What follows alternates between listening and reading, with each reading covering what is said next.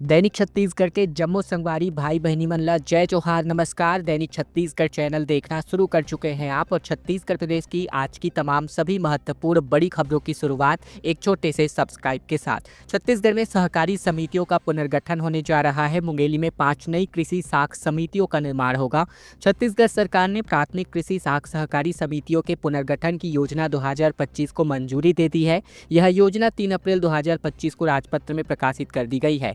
इसके अनुसार जिले में 5 नई प्राथमिक कृषि सहकारी समितियां गठित की जाएंगी, जिससे ग्रामीण क्षेत्रों में सहकारी बैंकिंग सेवाएं और बेहतर होंगी। प्रभावित सोसाइटी के सदस्य और संबंधित बैंक शाखाएं 23 अप्रैल तक अपनी दावा आपत्तियां दर्ज करा सकते हैं, और इसके लिए जिला कलेक्ट्रेट स्थित सहायक आयुक्त कार्यालय में 3 प्रतियां जमा करनी अनिवार्य है। सरगुजा संभाग में जमकर हुई बारिश। बलरामपुर में कई जगह पर ओले गिरे। बीती शाम को मौसम का मिजाज बिगड़ पड़ा। छत्तीसगढ़ में पश्चिमी विक्षोभ और पश्चिम बंगाल के तमिलनाडु तक द्रोणिका का प्रभाव रहने के कारण बीती शाम को तेज हवाएं चली और जमकर के बारिश हुई, जबकि बलरामपुर जिले में कई स्थानों पर बारिश के साथ ओले भी गिरे। संभाग में बीते दिन अंबिकापुर में समेत अधिकांश इलाकों में तेज हवाएं चली और साथ ही गरज चमक के साथ 1 घंटे से अधिक तक जमकर बारिश हुई। मौसम विज्ञान विभाग के मुताबिक 2 दिनों तक इस बारिश का असर देखा जा सकता है। सरगुजा के अलावा बात करें तो बुधवार को भी गुरुवार को भी बादल छाए रहे। वहीं शाम 4 बजे से मौसम ने करवट बदली और संभाग के बलरामपुर, सूरजपुर, सरगुजा, कोरिया, एमसीबी जिलों में जमकर बारिश हुई है। बलरामपुर में वाड्रफ नगर समेत कई क्षेत्रों में ओले भी गिरे हैं। अधिकांश स्थानों पर रुक रुक कर तकरीबन 2 घंटे तक बारिश हुई है।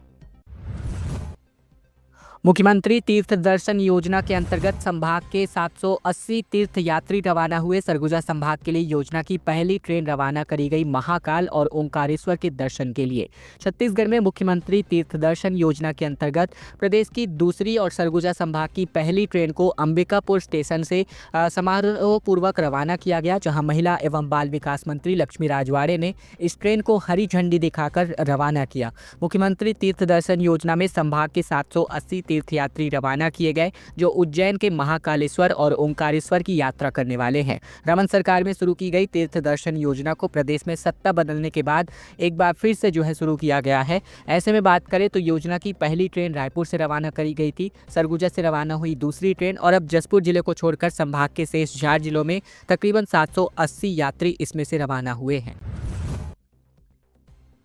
खबर धमतरी से आ रही है, जहां रेलवे का अतिक्रमण बुलडोजर कार्यवाही देखने को मिला। 18 मकान तोड़े गए और 2 दिन की मोहलत के बाद अब एक बार फिर से कार्यवाही होने वाली है।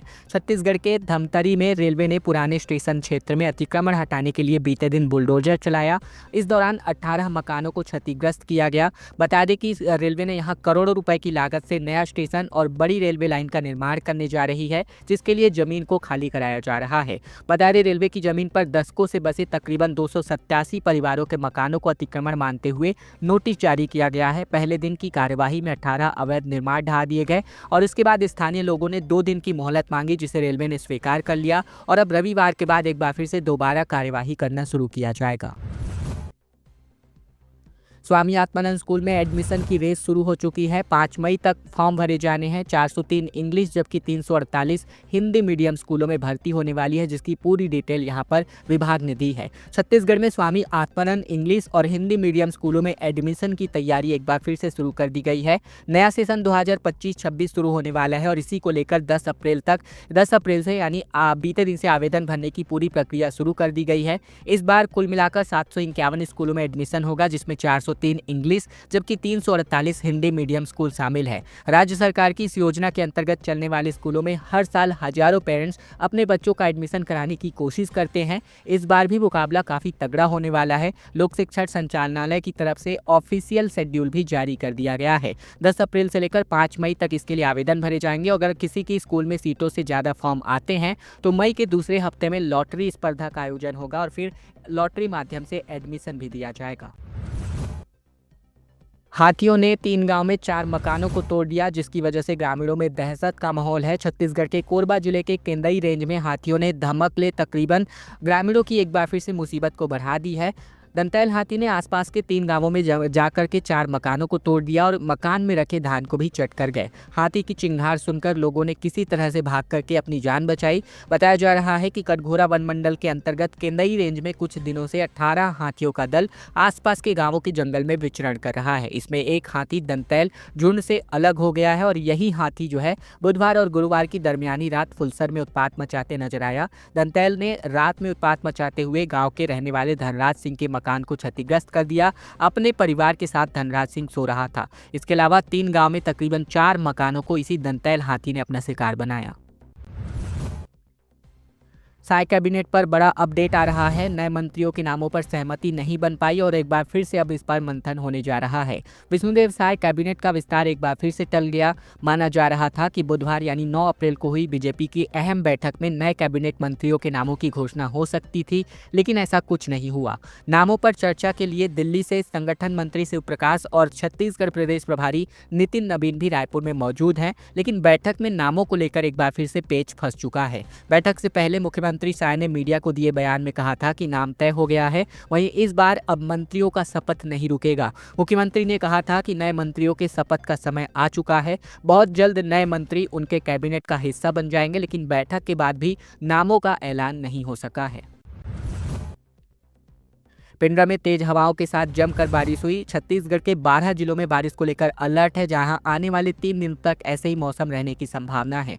छत्तीसगढ़ के गौरेला, पिंडरा, मरवाही जिले में अचानक मौसम बदला। कई इलाकों में तेज हवाओं के साथ जमकर बारिश हुई और इससे लोगों को भीषण गर्मी से राहत मिली है। अधिकतम तापमान 38 जबकि न्यूनतम तापमान 19 डिग्री सेल्सियस है। एक बार फिर बारिश होने की संभावना आज के दिन भी है। वहीं प्रदेश के 12 जिलों में बारिश को लेकर अलर्ट जारी है। बंगाल की खाड़ी में बने दबाव और पश्चिमी विक्षोभ की वजह से राज्य में बारिश का दौर शुरू हुआ है। मौसम विज्ञान विभाग ने मध्य और दक्षिण छत्तीसगढ़ में अगले 3 दिन तक मौसम ऐसे ही बदला बदला रहने को लेकर अलर्ट जारी किया है।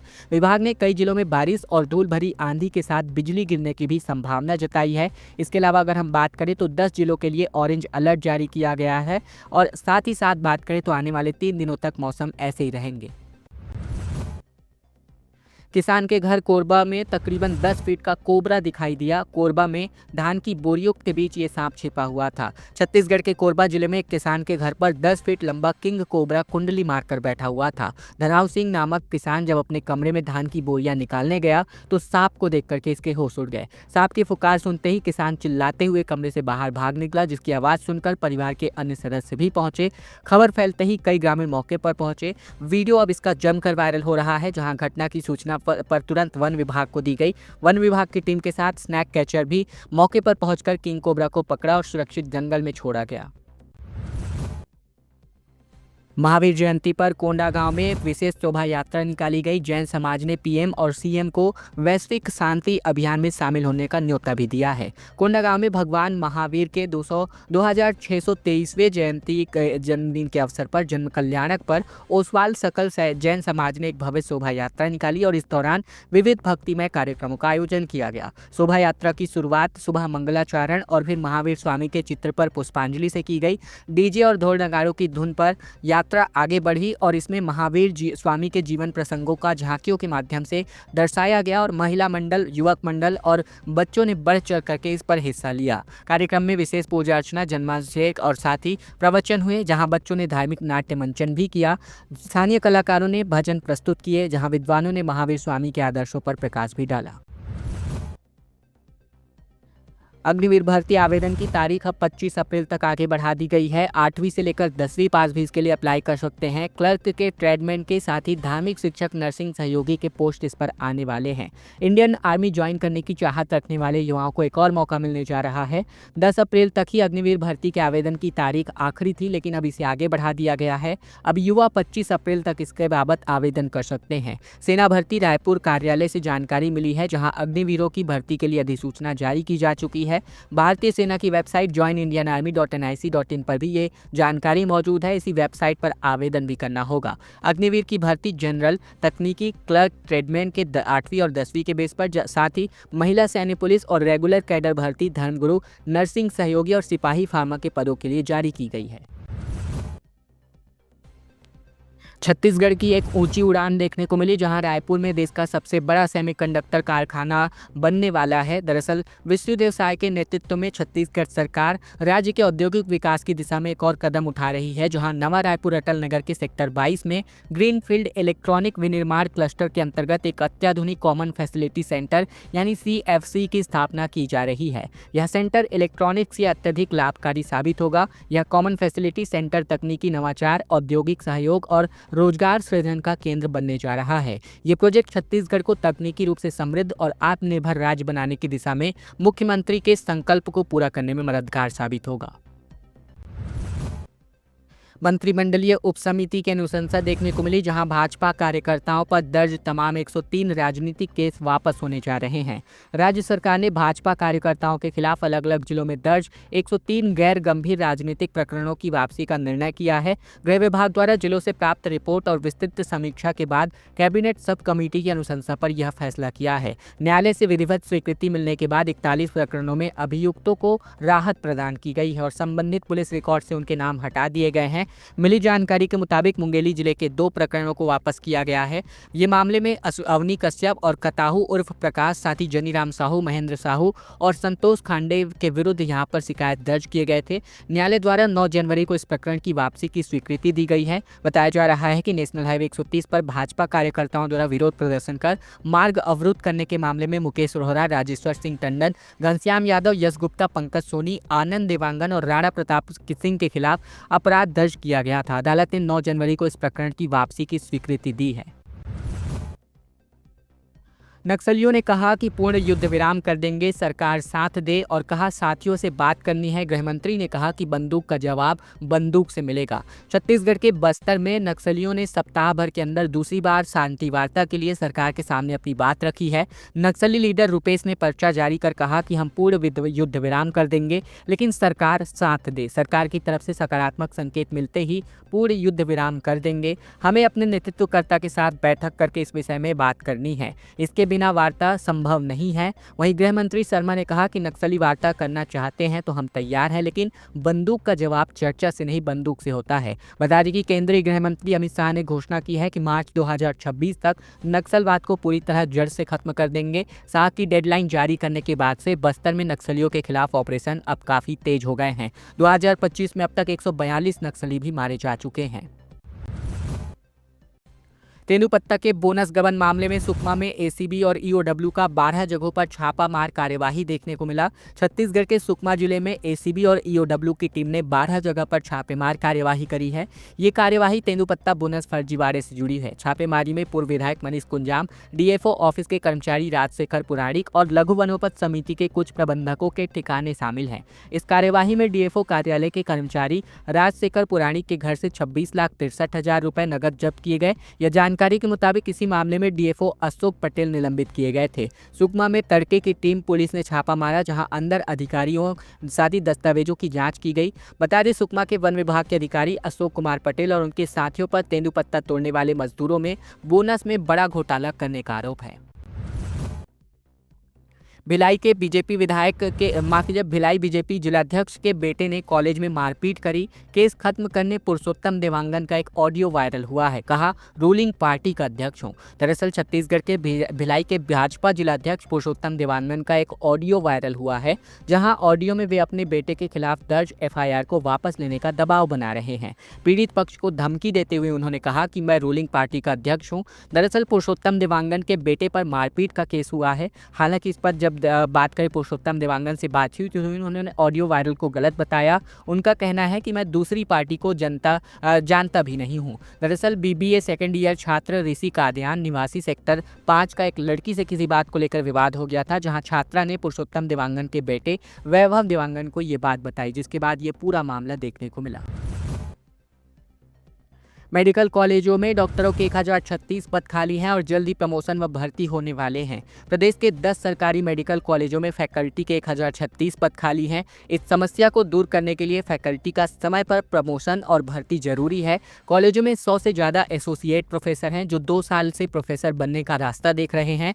वहीं अब 235 असिस्टेंट प्रोफेसरों की भर्ती की जानी है। खाली पदों को भरने व प्रमोशन से नए सत्र के लिए मेडिकल कॉलेज की मान्यता बचाने में मदद मिलेगी। नए सत्र 2025-26 के लिए एनएमसी की टीम कॉलेजों का निरीक्षण करने के लिए कभी भी आ सकती है, क्योंकि 4 मई को नीट यूजी आयोजित होने वाला है।